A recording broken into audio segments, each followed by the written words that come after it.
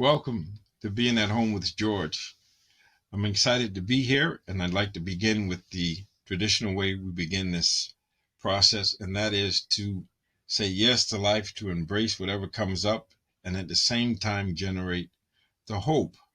And it's interesting because when we start to learn new things, or as things change and we need to change, it's helpful to understand that there's a learning curve involved. But before that, we need to talk about how we learn. We learn through trial and error.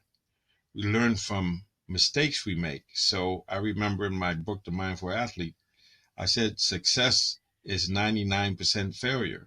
And so the challenge is going to be how to go from mistake to mistake to mistake without losing enthusiasm. And Churchill talks about that. He talks about it in terms of failure, to go from failure to failure to failure without losing enthusiasm. And I'm reminded, because I work with folks and even myself, just thinking about this process we're in now, we're engaged in now, we're coming up on 3 years. And I would tell you that when we first started this, we had no idea what we were doing. We know that we wanted to create a place where people could talk about being at home with George during COVID. That was the initial title of this process. And so we had to go through trial and error. We had to go through fits and starts, and we had to go through what we call the learning curve. And so I'm going to take liberty with the learning curve definition because it's a NeuroLinguistic Programming concept, but I'm going to change the terms. It's 4 steps. So the first step is you don't know you know. They call that unconscious incompetence. I don't like the word incompetence. I like you don't know you don't know. So then the second phase of that is you know you don't know. And that's what we had to go through. And that's where you make mistakes and you know you don't know. And it's a time of a lot of anxiety, doubt, frustration, restlessness, whatever. And the idea is that to focus on the essentials and to keep doing what we're doing until we can do what we say we want to do. So we have to have this feedback loop.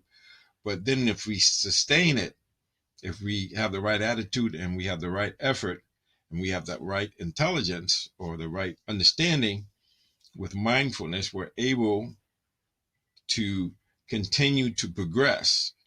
And it reminds me of the definition of success that Earl Nightingale came up with in his book, The Strangest Secret. He said, success is a progressive realization of a worthy goal or ideal. So it's progress. It's like one step at a time. You can have success minute to minute, moment to moment, day to day. And so this idea of getting to, we know we don't know, but sustaining effort and having the right attitude, having a growth mindset, we're able to learn. And then we get to a point where we know.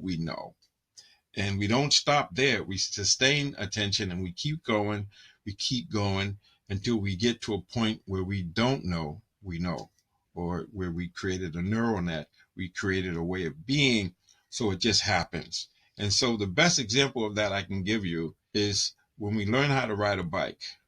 We go through that same process. We don't know what we don't know. We get on the bike and we got to try to figure out how to balance it. So we might start off with training wheels or somebody holding it.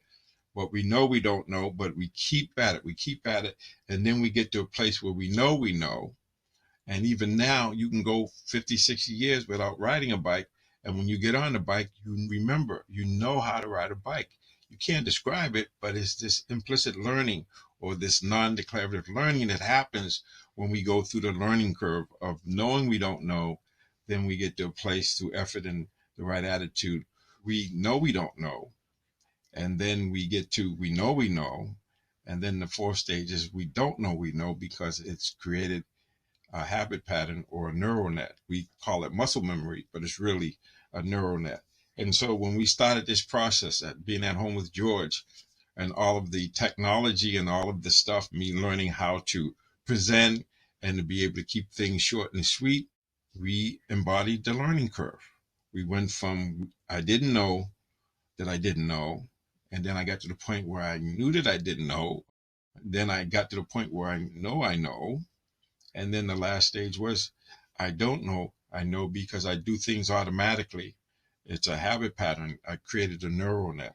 And so we can do this with everything. So the key here is to understand that things are changing, and we're going to have to be able to learn new things and relate to ourselves and others in new and more interesting, creative ways. And we have to understand that we learn by trial and error, and that we're going to make mistakes. And it's the mistakes are viewed as opportunities.